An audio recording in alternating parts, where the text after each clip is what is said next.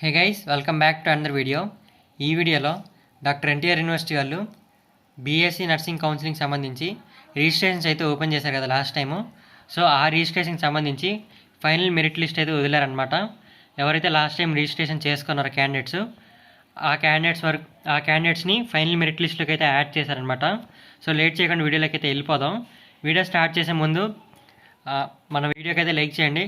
Next కొత్తగా చూస్తున్న వాళ్ళు మన ఛానల్కి అయితే సబ్స్క్రైబ్ చేసుకోండి. ఇలాంటి ఏ అప్డేట్స్ వచ్చినా ఫాస్ట్గా అయితే అప్లోడ్ చేస్తాం అనమాట మన ఛానల్లో. సో గైస్, పీడిఎఫ్ ఓపెన్ చేసుకుంటే మనకి ఇక్కడ ప్రొవిజనల్ ఫైనల్ మెరిట్ ఆర్డర్ అయితే ఉంది. దీంతోపాటు registration ID, hall ticket number, EAMCET rank, అలాగే candidate name, date of birth etcetera details అయితే ఉన్నాయన్నమాట.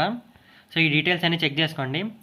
ఎవరైతే లాస్ట్ టైం వచ్చిన నోటిఫికేషన్కి రిజిస్ట్రేషన్ అయితే చేసుకున్నారో వాళ్ళు ఒకసారి మీ ఎంసెట్ హాల్ టికెట్ నెంబర్ ఇలా సెర్చ్ బార్లో అయితే నొక్కి మీరు ఒకసారి చెక్ చేసుకోండి. చెక్ చేసుకున్నాక మీ డీటెయిల్స్ అన్నీ కరెక్ట్గా అనలేదో చూసుకోండి.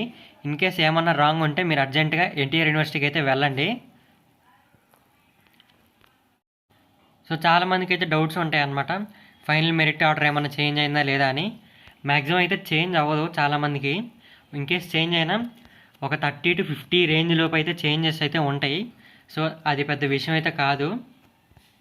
సో ఓల్డ్ రిజిస్ట్రేషన్ క్యాండిడేట్స్ వాళ్ళు ఏం వర్రీ అయితే అవ్వకండి మెరిట్ ఆర్డర్ మారిపోయింది అనేసి.